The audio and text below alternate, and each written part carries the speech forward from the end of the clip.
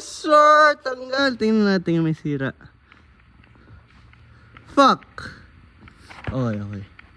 Itong side, yung sa trans,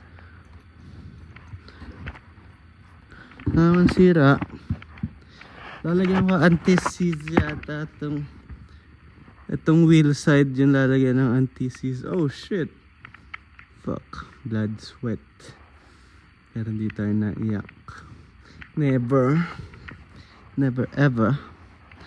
So ito yung sa trans side. Hindi ko naman siguro lalagyan to ng lube, ng anti-seize. Ito lalagyan ko yung anti-seize. Ito, bang anti-seize kasi sa bearing. Ito transmission fluid yung dala, hindi bearing.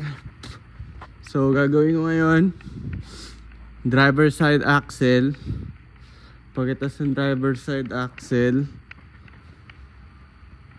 tapos ng driver side axle, mount, drop. Pag drop, drain ko to. Pag drain ko na to, lagay ko dito sa binili kong trans lift, trans jack, transmission jack. Buhatin ko to, transmission jack, lift papunta doon. Bell housing, balik yung mount. Okay naman, para magagamit pa siya. Iningatan ko tong thread. Okay pa yung thread. Okay naman.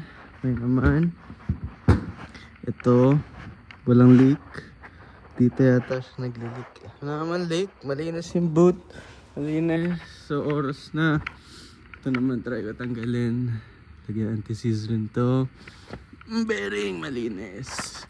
Hindi ko pa nakikita itsura. Tingnan natin itsura na.